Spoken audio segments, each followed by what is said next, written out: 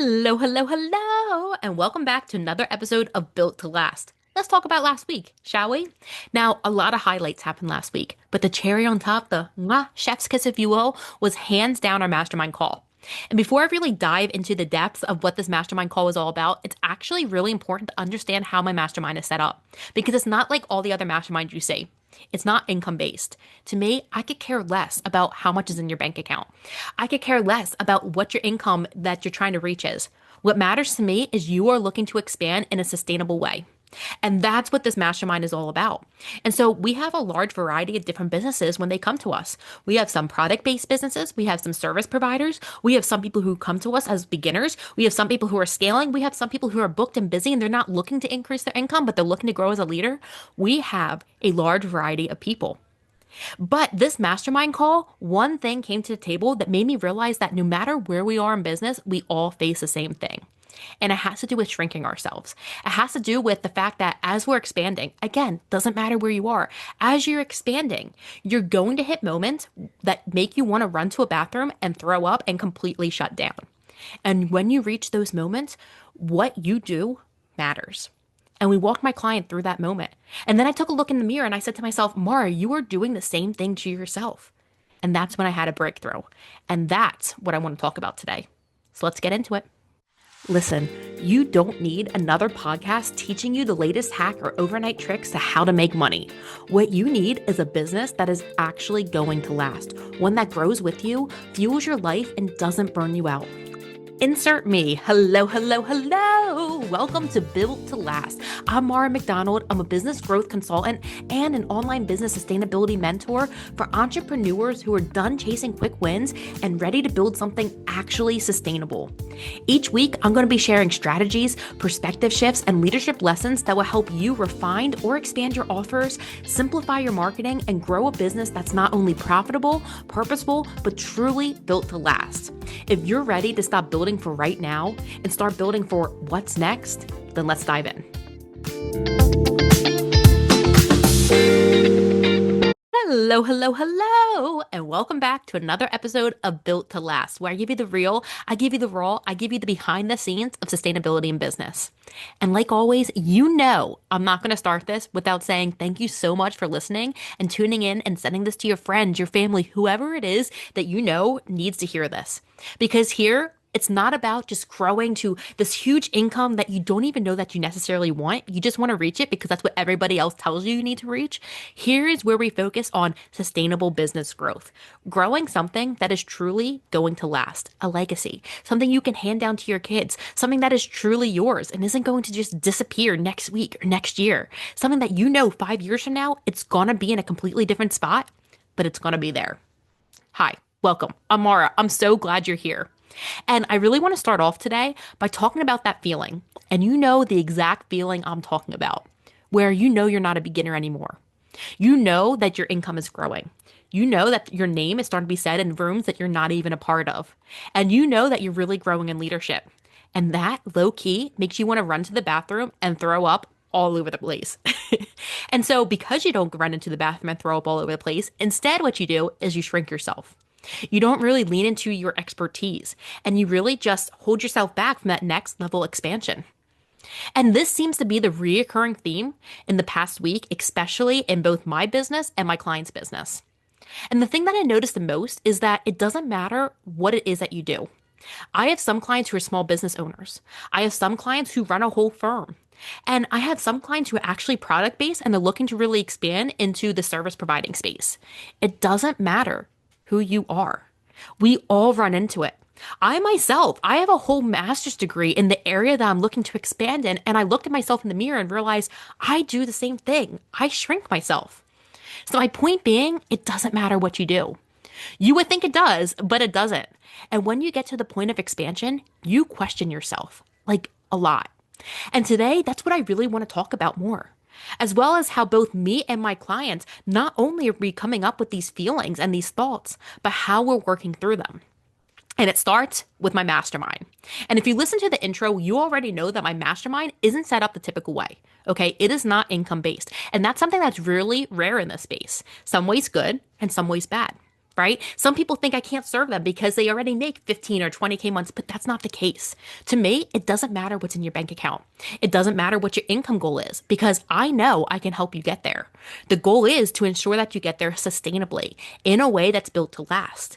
And so we had our typical mastermind call per usual. And near the end, a client spoke up.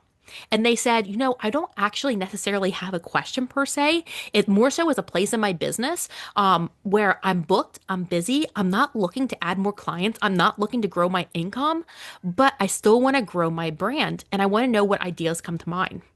And at first, we talked all the usual things. Okay, all the obvious things you think of, digital products, courses. Yes, of course, that all came to light. But then we started talking about just how strong she is in her speaking. And, we talked to her about how she is so faith-based, how that's so important to her, and how she has a business. So to give you some background, she's a social media manager and executive VA for faith-based businesses. Faith is a huge part of who she is. Okay. And she is so passionate about that. She has a podcast about it. She is a church leader. She does all these things in her community. And the underlining thing for her is her faith. And so we started talking about how she has such a powerful voice and how she should really expand into speaking events. And as we were telling her this, I was looking at her face and I could tell that that scared her. Right?